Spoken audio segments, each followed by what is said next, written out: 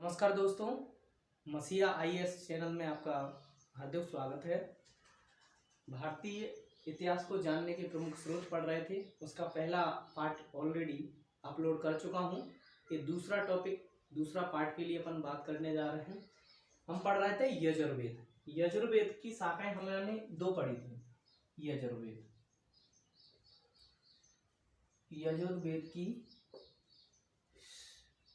यजुर्वेद को दो भागों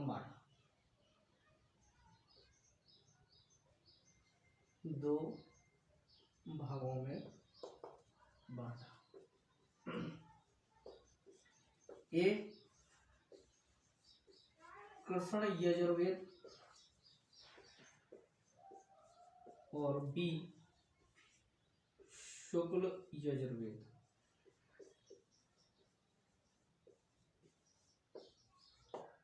दो भाग हैं इसके। कृष्ण यजुर्वेद, जैसे कि कहा गया है कि यजुर्वेद गद्य और पद्य दोनों में लिखा गया है, तो इसके दो पार्ट हैं। इसमें अपन बात करें कृष्ण यजुर्वेद की, तो कृष्ण यजुर्वेद आपका गद्य में लिखा गया है और शुक्ल यजुर्वेद आपका पद में लिखा गया है। ये पद में लिखा गया है और गद्य ये आपका कृष्ण यजुर्वेद गद्य में लिखा गया है।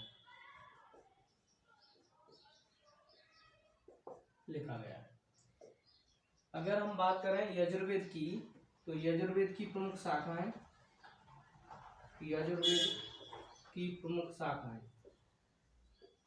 तो इसकी प्रमुख शाखाएं कितनी हैं? टोटल पांच शाखाएं हैं इसकी। 5 शाखाएं हैं। 5 शाखाओं में अगर अपन बात करते हैं तो एक का नाम है काठक।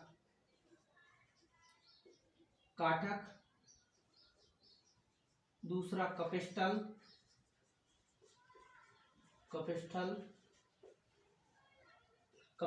काठक, कपिस्टल।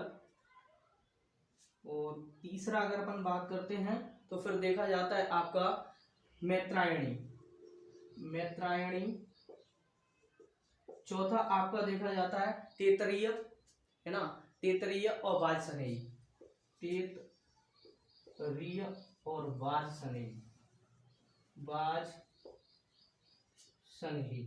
तो इसकी कुल मिला के 5 शाखा है।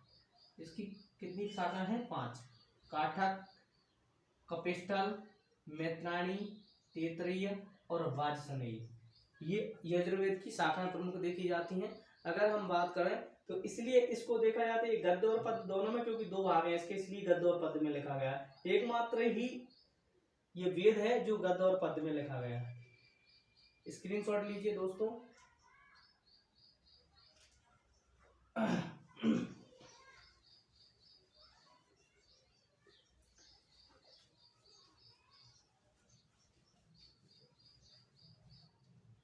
यजुर्वेद के बाद आपका 4th नंबर का आता है अथर्ववेद।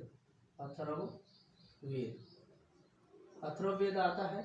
अगर हम अथर्ववेद की बात करते हैं तो एक अथर्वा नामक ऋषि हुआ करते थे। ये प्रथम दृष्टा थे। इसको देखने वाले, अगर अपन बात करें पढ़ने वाले, देखने पहले दृष्टा माने जाते अथर्वा। एक ऋषि थे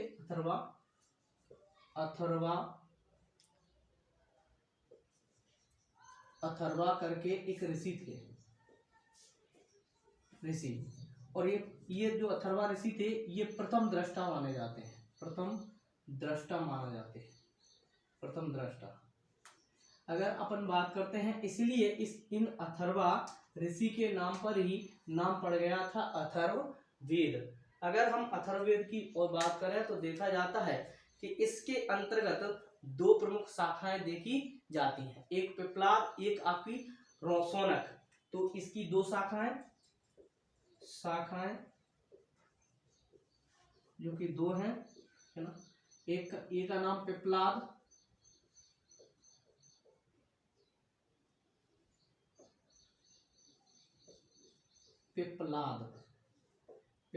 दूसरे का नाम है शौनक। अगर हम दोस्तों बात करें तो अथर्ववेद जो है इनकी 2 शाखाएं हो गई। इसके अतिरिक्त देखा जाता है तो इसमें जो आपके कांड हैं तो 20 कांड हैं।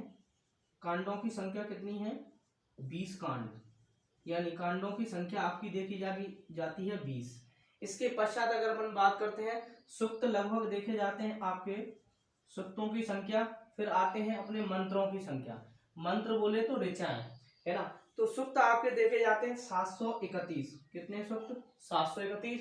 और मंत्रों को ही कहा जाता है ऋचा। ऋचा की अगर अपन बात करते हैं तो 5987 ऋचा है, यानी ये मंत्र हैं, है ना। तो ये आपका अथर्ववेद में देखा, यहाँ पर देखा जाता है दोस्तों। तो इसे ब्रह्मवाद भी कहा जाता है, इसको ब्रह्मवाद कहा जाता है। ये अथर्ववेद को अगर हम बात करें तो इसमें ज्यादातर देखा जाता है ये इसके अंतर्गत अलग अलग ब्राह्मणों को वितरित किया गया है। मतलब प्रत्येक वेद का अलग अलग ब्राह्मण है। अगर हम बात करें तो जैसे ग्रंथों को अलग अलग देखा गया है। जैसे अपन बात करें तो आपका एक वेद है पहला, कौन सा? ऋग्वेद। तो ये तो हो गए वेद, अपन इनको वेद लिख सकते हैं। अब इनके ग्रंथ कौन से हो गए? तो ब्राह्मण। अगर अपन बात करें तो अपन ब्राह्मण ग्रंथ हैं।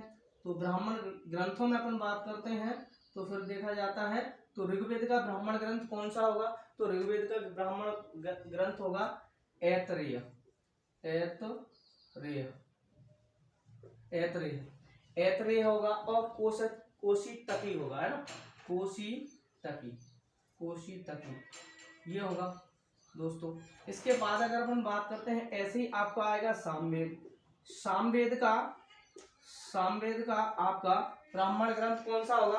तो सामवेद में देखा जाता है पंचविश या तांडव। पंचविश या तांडव देखा जाएगा, तांडव, है ना। ऐसे ही अगर अपन बात करते हैं तो फिर आपका तीसरा वेद कौन सा है?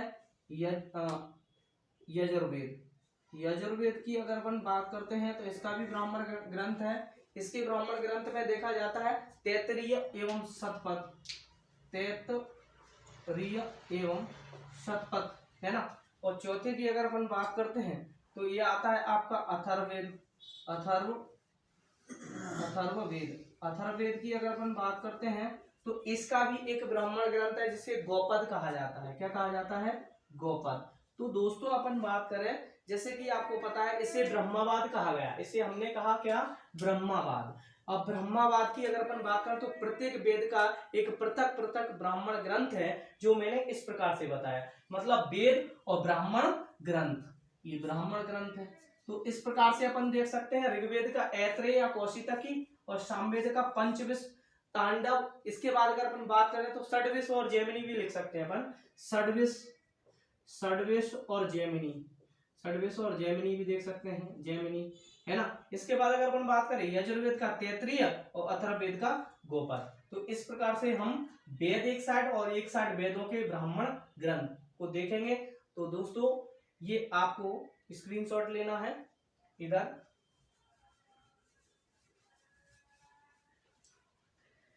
अरण्य का मतलब होता है वनों में पढ़ाए जाने, वनों में पढ़ाए जाने वाले को, वनों में पढ़ाए जाने वाले को आरण्यक कहा जाता है। इसमें शिक्षा और चिंतन मनन को प्रधानता दी जाती है। चिंतन मनन को प्रधानता दी गई, यानी शिक्षा को सबसे ज्यादा प्राथमिकता दी गई है ना। और हम ज्यादातर साधना वगैरह करते हैं या कोई भी ईश्वरी शक्ति को प्राप्त करते हैं, तो ईश्वरी शक्ति का मतलब होता है चिंतन मनन करना, किसी चीज को उसके तह तक जाना, उसको खोजना अपने मन से, चिंतन से। तो आरण्यक का मतलब है वनों में पढ़ाए जाने वाले को आरण्यक कहा जाता है, यानी वनों में जो पढ़ाई होती है उसे आरण्यक देखा जाता है। इसमें शिक्षा और चिंतन मनन को प्रधानता दी गई है, पहला पॉइंट।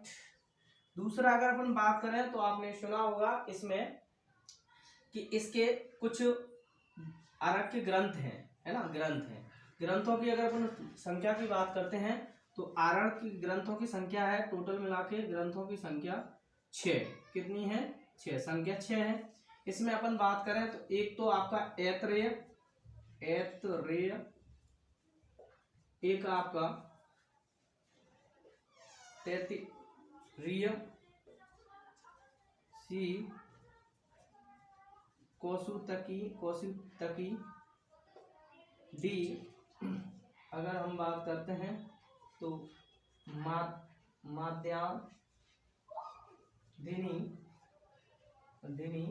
माध्यान्हिनी है ना। और इसके बाद अगर अपन बात करें तो फिर देखा जाता है ई में अगर हम बात करें इसको मैत्रायणी और आपका छठवा है तलवकार। तो ये आपके 6 आरण्यक ग्रंथ देखे जाते हैं। इसके बाद अपन बात करें उपनिषद की हम बात करते हैं तो उपनिषद का मतलब क्या होता है? उपनिषद का मतलब होता है, देखो अगर इसका शाब्दिक अर्थ निकालेंगे तो शाब्दिक अर्थ आएगा इसका, है ना, उप प्लस निषद, है ना। शाब्दिक अर्थ आएगा उप प्लस निषद।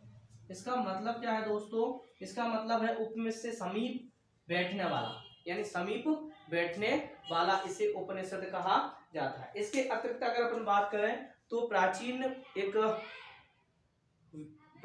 ग्रंथ है मुंडकोपनिषद। इससे 108 अगर अपन बात करें 108 बात कही गई है, मतलब उपनिषदों की संख्या बताई गई 108, जिनमें से प्रमाणित और मूलतः है ना, प्रमाणित जो और मूलतः जो है उनकी संख्या कितनी है दोस्तों? 12 है।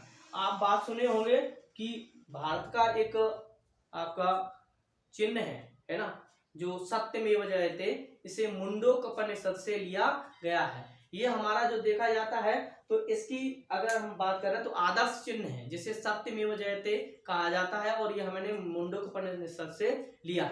इसके बाद अगर अपन बात करते हैं तो किसी भी वेद को पढ़ने, अगर वेदांगों की अपन बात करते हैं तो वेदांगों की संख्या टोटल देखी जाती है 6, है ना। यानी वेदों को समझने के लिए हमें वेदांगों को पढ़ना पड़ेगा, और वेदांगों को पढ़ने के लिए हम क्या करेंगे? वेद पढ़ लिए, वेदांग पढ़ेंगे, वेदांगों की संख्या आपकी 6 होगी।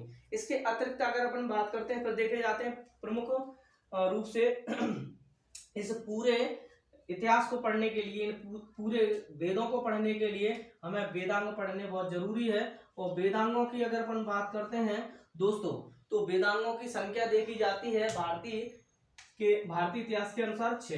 तो टोटल मिला के वेदांगों की संख्या 6, आरण्य ग्रंथों की संख्या भी 6, है ना। उपनिषद की अगर अपन बात करें तो संख्या कितनी है? 12, है ना। और हमारा जो आदर्श शब्द सत्यमेव जयते जो लिया गया है, सत्यमेव जयते की अगर अपन बात करते हैं तो सत्यमेव जयते आपका मुंडकोपनिषद से लिया गया है। किससे? मुंडकोपनिषद से लिया गया है। धन्यवाद दोस्तों। आज की अगर अपन बात करते हैं, ये आपका पार्ट 2 है जिसमें हमने पूरे आपका साहित्य वाले पार्ट को कंप्लीट किया है, जो आपका है ना। इसके बाद अगर अपन बात करते हैं, साहित्य वाला पार्ट ये कंप्लीट हुआ है। इसके बाद पढ़ेंगे अपन ब्राह्मण, ये सेकंड पार्ट है 20 का, जो भारतीय इतिहास को जानने के स्रोत हैं।